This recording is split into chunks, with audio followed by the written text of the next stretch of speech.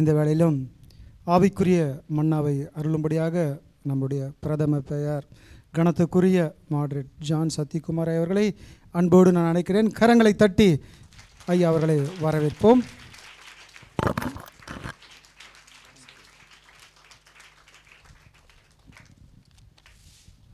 பிதாவுக்கும் குமாரனுக்கும் பரிசுத்த ஆவிக்கும் மகிமை உண்டாவதாக. உண்மையாகவே மகிழ்ச்சியாக இருக்கிறது. எல்லாவற்றுக்கும் மேலாக பரலோகத்தினுடைய தேவ தூதர்கள் எல்லாரும் பார்த்துட்ருக்காங்க. பரிசுத்த ஆவியானவர் நம்ம மத்தியிலே அசைவாடி கொண்டிருக்கிறார். ஹல்லேலூயா. It is a great joy to be here on the presence of the Lord. மிஷனரிகளாக பெண்கள் இன்றைக்கு சகோதரர்கள் செய்கிறாங்க, கொடுத்துருக்குறாங்க. நீங்கள் ஆண்டவரோடு ஒரு உடன்படிக்கை செய்திருக்கிறீங்க. இன்னும் பயந்துக்கிட்டு இருக்காதிங்க. ஏரோப்ளைன் ஓட்டுறவங்களும் பொம்பளைங்க தான், போலீஸ்காரங்களும் பொம்பளைங்க தான், எல்லா நிலைமையும் வந்துட்டாங்க. ஏசப்பா உயிர் தெழும்போது சொல்லுங்களேன், போய் சொன்னவங்க தான் முதல்ல. இன்றைக்கு அப்படி சுவிசேஷத்தை தைரியமாக என்ன செய்யணும், பிரசங்கிக்கக்கூடிய ஒரு பெரிய உன்னதமான தருணத்தை ஆண்டவர் கொடுத்துருக்கிறார். என்ன நினச்சிக்குவாங்களோ, யாரை பேசுவாங்களோ, என்னென்னா சொல்லட்டும், என்னென்னா கேவலமாக பேசட்டும், ஏதாவது சொல்லட்டும். ஒரு மாதிரி இந்த ப்ரொசஷன் வரும்போது எனக்கு ரொம்ப சந்தோஷமாக இருந்தது. நிறைய இடங்களில் போகிறேன், ஒவ்வொரு ஸ்டேட்டில் ஒரு மாதிரி பண்ணுவாங்க. மத்திய பிரதேஷில் யானையில் உட்கார வச்சுட்டு கொண்டு போவாங்க. என்னைய ரொம்ப பயமாக இருக்கும். எனக்கு ஒரு அதுவாக இருக்கும், ஏசப்பா எனக்கு தகுதியே இல்லை சுவாமி. ஒரு இடத்துல குதிரையில் உட்கார வைக்கிறாங்க, கழுதுனா கூட பரவாயில்ல, ஏசப்பா என்னென்னமோ செய்வாங்க. அந்தந்த கல்ச்சருக்கு ஏற்ற மாதிரி மணிப்பூரில், இந்தியா முழுவதிலும் இப்படியாக ப்ரோக்ராம் போகும்போது என்னை அறியாமலே நான் அழுவேன். I am no way connected. I am not total worthy lord to serve thee. உமக்கு ஊழியம் செய்வதற்கு எங்கே அட்ரஸ் இல்லாத இருந்த என்ன, தகுதி இல்லாத இருந்த என்ன, ஆண்டவர் உன்னதமான பணியை செய்யும்படியாய் எனக்கு இந்த பாக்கியத்தை கொடுத்துக்கிறார். இன்றைக்கி எல்லாரும் உயர்வாக சொன்னாங்க, எங்கள் ஐயா இவர் இப்படி அப்படி, இதெல்லாம் ஒன்றும் பரலோகத்தில் போகும்போது ஸோ ஆண்டவரே நான் 59 டயசிஸ் பார்த்துருந்தேன், சிஎஸ்ஐ, லுத்தரன், திருச்சபை எல்லாம் இணைந்து பேரண்டல் ஆர்கனைசேஷன், ஆங்கிலிக்கன், ஒன்றும் வேலைக்கு ஆகுதாப்பா அப்படின்னு சொல்லிட்டாருன்னா முடிஞ்சு போச்சு என் கதை. என்ன நான் உண்மையாக சொல்கிறேன்னா பொய் சொல்கிறேன்னா அவ்வளோதான். நான் இதை செய்தேன் அதை செய்தேன் எதை சொல்லலாம், நான் உன்னை அறியேன் என்று சொன்னார்னா அவ்வளோதான் வாழ்க்கை. பரலோகத்துக்கு இடம் என்ட்ரன்ஸில் கிடைக்காது. இன்றைக்கு உங்களுக்கும் எனக்கும் இப்படிப்பட்ட ஒரு பெரிய பாக்கியத்தை ஆண்டவர் கொடுத்திருக்கிறார். அவருடைய சன்னிதானத்தில் வந்து அவருடைய பரிசுத்த ஆவியை நம்ம மேல் ஊற்றி நம்மை தகுதிப்படுத்தி நம்மை பலப்படுத்தி அனுப்புகிறாரு. ஆமென். இன்னும் சகோதரிங்களாம் யோசிக்கிறாங்க, இந்த பிள்ளைங்க நல்லா அழகாக இது பண்ணிட்டாங்க, நம்மளாம் அடுத்த தடவை அம்மா விட போகிறதில்ல, அடுத்த மிஷினரிகள் போயிட்டே இருக்கணும். நம்முடைய வேலையே அதுதான். நான் சொல்ல நினைத்த ஒரு சில காரியங்களை அம்மாவை சொல்லிட்டாங்க. உண்மையிலேயே 5 things I always insist on this ordination service. அதை 2-3 டச் பண்ணிட்டாங்க. ரொம்ப சந்தோஷமாக இருந்தது. அழைப்பு இல்லாமல், தெரிந்து கொள்ளுதல் இல்லாமல் அவருடைய ஊழியத்தை செய்யவே முடியாது. ஆமென். அவர் அழைத்தது நிமித்தமாக தான், அவர் தன்னை அழைத்த நோக்கத்தை அவர் நிறைவேற்றி ஜம்முன்னு போயிட்டாங்க. ஜானையா அவர் வேலையை முடிச்சுட்டு போயிட்டார். எல்லாரும் இங்கே தான் போகிறோம், எல்லோரும் இங்கே இருக்க போகிறதில்ல. அம்பானியாக இருந்தாலும் சரி, மன்மோகன் சேர்ந்தாலும் சரி, மோடி ஐயா வந்தாலும் சரி, லேடி அம்மா வந்தாலும் சரி, யாராக இருந்தாலும் ஒரு நாளைக்கு இந்த உலகத்தை விட்டு போக தான் போகிறோம். எதையும் எடுத்துகிட்டு போகவே முடியாது, எல்லாத்தையும் கழட்டிட்டு வாங்க எடுப்பா முதல்ல. இதுதான் நிலைமை. ஆனால் இன்றைக்கு யோசித்து பாருங்கள், இந்த சபை அந்த சபை, மேல் சபை கீழ் சபை, இந்த ஜாதி அந்த ஜாதி, ஒன்றும் நடக்காது. கடைசி நாட்களில் இருக்கிறோம். எந்த டெனாமினேஷன் நம்ம பரலோகத்துக்கு கொண்டு போகிறதில்லை. ஆமேன். அவருடைய வார்த்தை தான் இந்த உலகத்தை உண்டாக்கினார். அந்த வார்த்தை தான் நம்மை வாழ வைத்து கொண்டிருக்கிறது. அதே வார்த்தை தான் நம்மை பரலோகத்தில் கொண்டு போய் சேர்க்க போகுது. அதுதான் அங்கே முடிஞ்சு. நீ புல்றம்பாக்க இருந்தாலும் சரி, பிள்ளையாரே தடுத்து பாருங்க பண்ணியிருக்காரு. அவர் எவ்வளோ பெரிய ஆள் பாருங்க, ஜெத்தர் பாருங்க, பயங்கரமான ஆள். ஆனால் ஆண்டவருக்கு சாட்சி என்ன அளவு அருமையாக கொடுத்தாரு பாருங்க. ஆசாரினை பார்த்து வர கிண்டல் பண்ணுவாங்க. கண்டிப்பாக சொல்கிறேன், இன்றைக்கி மிஷினரி ஆகிட்டீங்க, ரெவரண்ட் ஆகிட்டீங்கன்னு நினச்சிக்காதீங்க. இன்றைக்கி தான் பிசாசு ரொம்ப எரிச்சலாக இருப்பான். பக்கத்துலேயே சுற்றிக்கிட்டு இருப்பான், எங்கே இருக்கான்னு தெரியாது, யாருன்னு தெரியாது, உன் சொந்தக்காராக இருப்பான். பிசாசு அவனுக்குள்ளே வருவான். இன்னும் பெரிய இது பண்ண மாட்டிங்கன்னா அதெல்லாம் என்னமோ இவருக்கு என்னமோ தகுதி இருக்கா. தகுதிப்படுத்துகிறவர் நம்ம அல்ல, கர்த்தர் நம்மை தகுதிப்படுத்துகிறார். ஆமேன். அதான் என்னே சொல்லிட்டுனே, நாங்கள் பாரம்பரிய இந்து குடும்பத்தை சேர்ந்தவர்கள். எங்கள் அம்மா சைடு இந்த லூத்தரன் திருச்சபை. ஆனால் இன்றைக்கு ஆண்டவருக்கு ஊழியம் செய்வதற்கு என்னை வைத்திருக்கிறான்னு நினச்சி ஆண்டவருக்கு நன்றி சொல்வேன். இதுதான் நம்முடைய வேலை. கிறிஸ்துவுக்கு பிரியமானவர்களே, no matter what background you come from, what denomination you come from, what region, religion, இதெல்லாம் விட்டுருங்க. தேவ சமூகத்திலே நாம் யாவரும் கர்த்தரால் தெரிந்து கொள்ளப்பட்ட பாத்திரங்கள், கனமுள்ள பாத்திரங்கள். ஆமேன். அவ்வளோதான். எந்த ஜாதினா இருக்கட்டும், படித்தாலும் சரி படிக்காவிட்டாலும் சரி, யாராக இருந்தாலும் சரி, அவருடைய பிள்ளைகள். அந்த லேடி வேஸ்டின்னு சொல்லி வேதத்தில் வாசிக்கிறோம். நம்ம டீப்பாக போகிறதில்ல, சின்ன சின்ன காரியங்களும் வச்சு சொல்லி முடிச்சினேன் இல்லையா. அவர் எல்லாம் விரட்டிட்டு வந்தாங்க. யாரெல்லாம் விரட்டிட்டு வந்த ஆளுங்க யாருங்க? பரிசேயர், சதுசேயர், எல்லாம் பிஷப்மாருங்க தான். பிஷப்புங்க, பாஸ்டருங்க விரட்டிட்டு வராங்க. வந்த உடனே ஏசப்பா பார்த்த உடனே நியாயப்பிரமாணத்தின்படி என்ன செய்யணும்? கல்லெறிந்து கொல்லப்பட வேண்டும். அவரை டெஸ்ட் பண்ணுறாங்க. என்ன சொல்கிறாரு பார்ப்போம் ஏசு சாமின்னு. அவர் கூலாக சொன்னார், சரிப்பா, யார் பாவம் செய்யலையோ அவள் மீது விட்டு ஓடிட்டான். பிஷப்பு, போப்பு, எல்லாரும், யூத் செக்ரட்டரி ஓடிட்டாங்க, சண்டே ஸ்கூல் செக்ரட்டரி ஓடிட்டாங்க. எப்போ வேணாம் நமக்கு. இதுதான் ஏசப்பாவுடையது. ஆமேன். அவர் யாரையும் தகுதிப்படுத்தக்கூடிய வல்லமுள்ளவர். படிப்பு இருந்தாலும் சரி, படிப்பில் என்ன சொல்லு, அதுக்குன்னு சில தகுதிகள் இருக்கிறது, அதற்கு நம்ம ஃபுல்ஃபில் பண்ணணும். என்ன சொல்கிறீங்க? வேதத்தின்படி, தேசத்தின் சட்டத்தின்படி இல்லை என்று சொன்னால் நம்மை கேலி கூத்தாக விடுவார்கள். ஆகவே எல்லாரும் தூக்கிட முடியாது. அதுக்கு சில சட்டத்திட்டங்கள் இருக்கிறது இல்லையா. மனுஷன் முகத்தை பார்க்கிறான், ஆண்டவரோ இதை பார்க்குறான். ஆனால் தான் தாவீது ராஜாவை அன்னைக்கு, அதெல்லாம் அந்த கதையெல்லாம் உங்களுக்கு தெரியும் இல்லையா, அதனால தான் சொல்ல போகிறதில்ல. ஆனால் மெயின் கண்டென்ட் என்ன சொன்னேன்? 5 காரியங்கள் சொன்னேன். ஐயா நிறைய பேசியிருக்காங்கன்னு நினைக்கிறேன், உங்களுக்கு பயங்கரமாக டீச் பண்ணியிருக்காங்க நினைக்கிறேன் இல்லையா. உங்களெல்லாம் தெரியும் அந்த விஷயம்லாம். 2வது ஸ்பிரிச்சுவல் கார்மெண்ட்ஸ்ன்னு சொல்வார்கள். முதலாவது சொன்னேன் அழைப்பு, தெரிந்து கொள்ளுதல். அது இல்லாமல் ஊழியம் செய்வது ரொம்ப கஷ்டம். 2வது ஸ்பிரிச்சுவல் கார்மெண்ட்ஸ். ஸ்பிரிச்சுவல் கார்மெண்ட்ஸ் தான் போட்டுட்ருக்காங்களே, நம்ம ரோட்டில் பார்த்தா என்ன சொல்லுவாங்க, கோமாளி மாதிரி இருக்கிறானுங்கெல்லாம் என்னத்தையோ மாட்டிக்கிட்டு இது போகிறானுங்க. என்னன்னா சொல்லிட்டோம். பட் ஆசாரிய உடைகளை ஆண்டவர் நம்ம கொடுத்துருக்கிறார். தகுதியுள்ள ஒவ்வொன்றுக்கும் ஒரு ஆவிக்குரிய அர்த்தம் இருக்கிறது. சும்மா போட முடியாதுங்க, சும்மா போட முடியாது.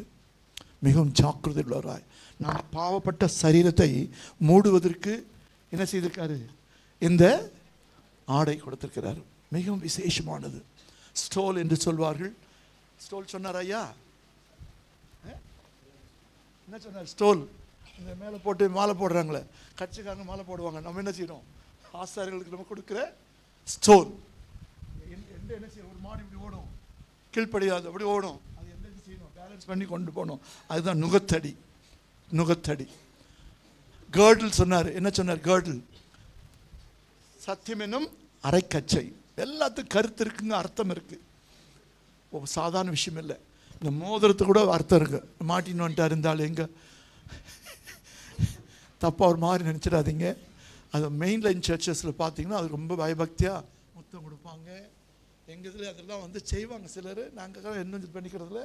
ஆனாலும் இது என்ன அர்த்தம்னா, ஏதோ மாட்டின்னுக்கிறார், பணம் வச்சுருக்கிறான்னு நினைக்காதீங்க.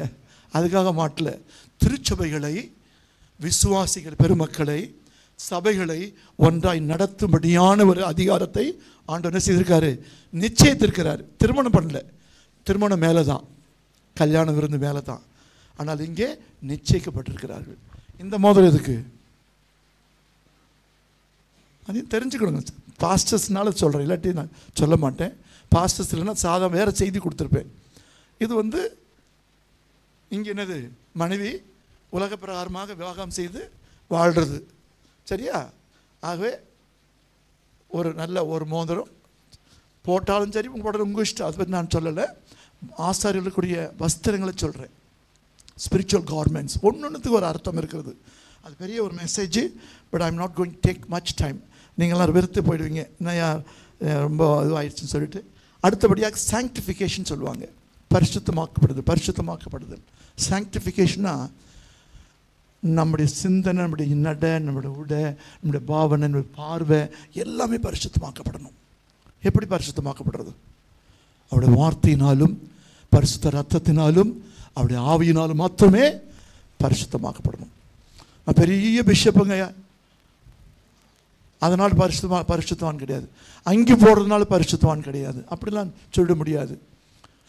ஏழை ஒரு தாயாக இருக்கலாம், எளிமையான ஒரு வாழ்க்கை வாழலாம், கண்ணீரோடு ஜெபிக்கிற ஒரு அம்மாவை பிள்ளையாக இருக்கலாம். யாராக இருந்தாலும் ஆண்டுடைய பார்வையில் நீங்கள் அவருடைய 3 காரியம் மறந்துடாதீங்க. அப்போ தான் நீங்கள் பரிசுத்தமாக்கப்படுகிற ஒரு உன்னதமான அனுபவம். நம்மளுடைய சிந்தனையில் பிசாசு பல விதமாக கொண்டு வருவான், எதையோ கொண்டு வருவான்.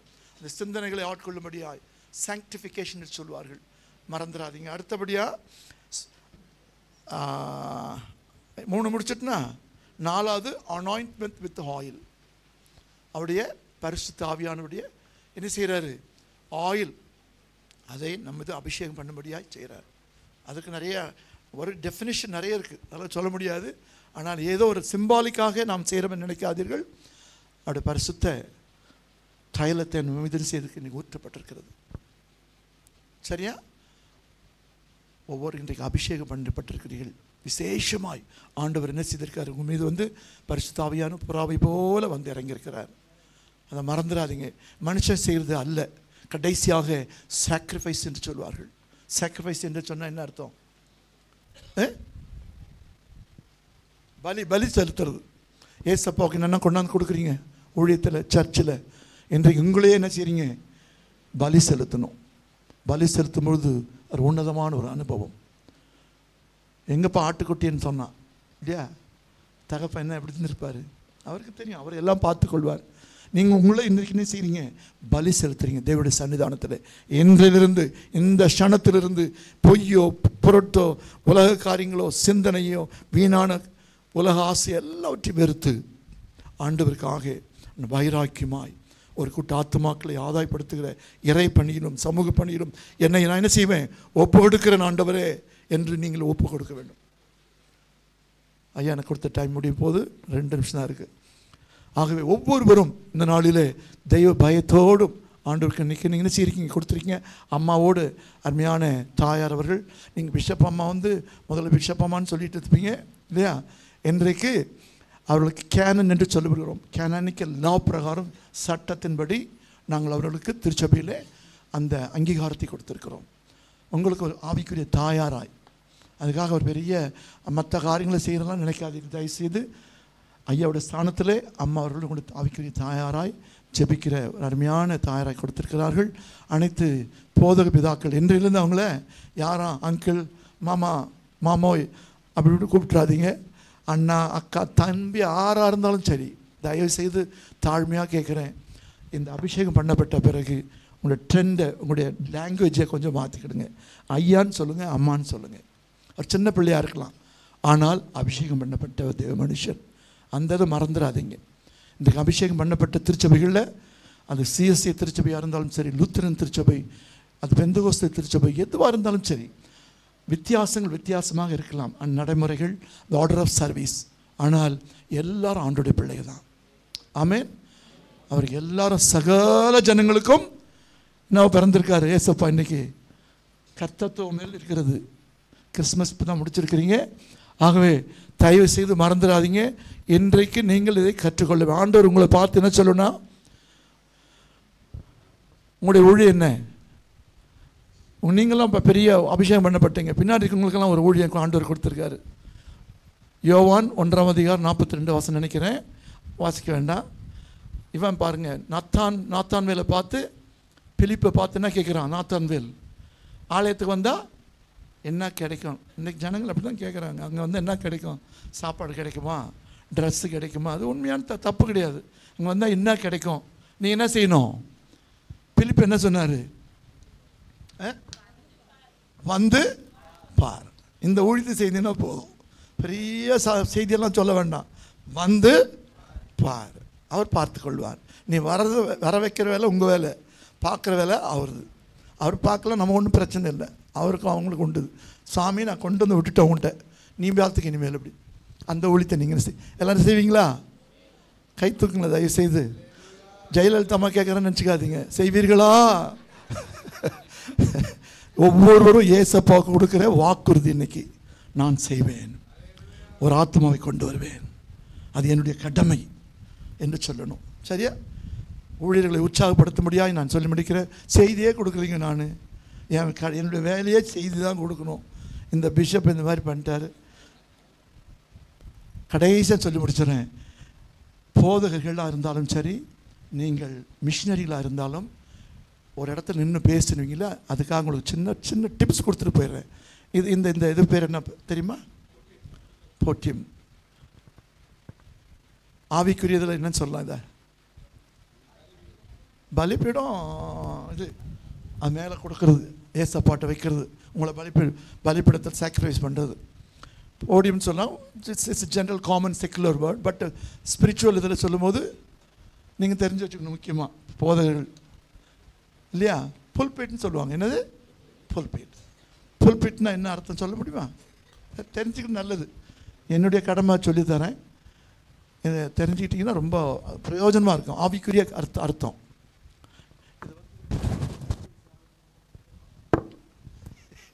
என்ன அப்படின்னு கேட்பாங்க, ஏதோ ஒரு அர்த்தம் கேட்பாங்க. ரொம்ப ஜாக்கிரதையாக இருக்கணும்.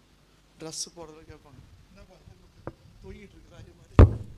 இது எவ்வளோ அர்த்தம் இருக்குது தெரியுங்களா? சத்தியமென அரைக்கட்சை, இதை பரிசுத்தவான்கள் எழுதியிருக்கிறாங்க. உள்ளே போனார், பொய் சொல்லிட்டு யார் அங்கேயே செத்து போயிட்டார். பலிப்பீடத்தில் அனனியா சப்பினா சின்ன பொய் சொல்லிட்டு என்ன பெரிய தப்பு பண்ணிட்டாங்க. நம்ம சொல்லுவோம், தான் சொந்த இடத்துல விட்டு ஏதோ ஒன்று கொஞ்சம் காசு வச்சு, இது பெரியதுவா? ஆண்டவரோடு உடன்படிக்கை செய்த பிறகு என்னாச்சு? அதை பரிசுத்தவான் எழுதியிருக்காரு. இதுவே உங்களுக்கு தூக்கு கயிறாக மாறுமா. இந்த கயிறு தான் இழுப்பாங்க ஆசாரியர்கள் பழைய ஏற்பாட்டு காலத்தில். நான் புது கதைலாம் சொல்லலை, படித்து பார்த்தா தெரியும். அப்படி ஒவ்வொருத்தருக்கும் உங்களுக்கு ஒரு அடினா எங்களுக்கெல்லாம் 2 அடி, பிஷப்னா 3 அடி அதிகமாக கிடைக்கும் எங்களுக்கு தான். தயவு செய்து எல்லாவற்றையும் தெரிந்து கொள்ளுங்கள். புல்பேட் என்று சொன்னால் யாராவது நல்ல பிள்ளைங்க, மிஷினரி கூட சொல்லலாம், வாழை பிள்ளைங்க சொல்லலாம். ஒரு பரிசு கொடுக்குறேன், உற்சாகப்படுத்த முடியாது, அதுக்காக நான் சொல்கிறேன். சரியான ஆவிக்குரிய அர்த்தத்தோடு முடிச்சிடறேன் என் செய்தியை. பாஸ்டருங்க எங்கள் பிஷப்லாம் சொல்லக்கூடாது, தெரிஞ்சிருக்குன்னு நினைக்கிறேன். சொல்லுங்க பாவம், ஒரு பரிசு கொடுக்குறேன். தேவனுடைய வார்த்தைக்கு அப்படியே சொல்லுங்கம்மா. வார்த்தையை கொடுக்குற இடம் கரெக்ட். இதுதான் அவருடைய வார்த்தையை கொடுக்குற இடம். இவரை விட்டால் நல்லா பேசுவார். இப்போ ரஜினிகாந்தா, விஜயகாந்த், விஜய், பெரிய பெரிய ஆக்டருங்க எல்லாம் பயங்கர, அரசியல்வாதிகளும் பயங்கர பேசுவாங்க. சரியா? ஆனால் இது யாருக்குடைய ஏரியா? கர்த்தருடைய வார்த்தையை கொடுக்குற இடம். இன்னும் சரியான ஆவிக்குரிய அர்த்தத்தில் அதுக்கு தனி பரிசு. ஆவியில் நிறைந்தவர். Very good. அப்புறம் முடிஞ்சிச்சு, என் டைம் முடிஞ்சிச்சு.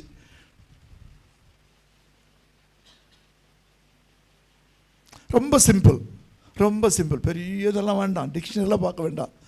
புல்பிட் நீங்கள் தெரிஞ்சு வச்சுக்கிடுங்க. மிஷினரிமார் கூட தைரியமான சொல்லலாம். பிரசங்கம் பண்ணும்போது, வார்த்தைகளை பேசும்போது நீங்கள் சொல்லலாம். என்ன ஒன்றும் இல்லை, விஷயம் பாருங்கள். புல் சொல்லுங்கள். Pull a person from the pit. நானே எடுத்துக்கிட்டோமா காசை, கிஃப்டை? Pull a person from the pit. பாவத்திலும் சாபத்திலும் ஆழ்ந்து விழுந்து கிடக்கிற ஒரு மனுஷனை ஆண்டவர் பக்கமாக தூக்கி கொண்டு வந்து கொடுப்பது தான் புல் பிட். வேறு ஒன்றுமே இல்லை. இது சாதாரண தச்சம்தான் செய்து தான். ஆனால் மேன்மை பார்த்தீங்களா? உங்களுக்கும் எனக்கும் இந்த மேன்மையை ஆண்டவர் கொடுத்திருக்கிறார். அவருடைய வார்த்தையை பிரசங்கம் பண்ணும்படியாய், அவர் பெயரை சொல்லி அநேகரை ஆண்டவருக்குள் அழைத்து வரும்படியாய், பெரிய அற்புதங்களை செய்யும்படியாய். உங்கள் மூலமாக அற்புதம் நடக்கும். பெரிய பெரிய ஊழியக்காரங்கள் மூலமாக மாத்திரமல்ல, ஒரு சின்ன குட்டி விசுவாசம் வைத்தால் போதும், ஆண்டவர் பெரிய அற்புதம் செய்வார். இந்த புல் எ பர்சன் மறந்துடாதீங்க. உங்கள் வாழ்நாள் முழுவதும் கர்த்தர் தாமே இந்த வார்த்தைகளை கொண்டு உங்களை ஆசீர்வதித்து வழிநடத்தி காத்துக்கொள்வாராக. ஆமென்.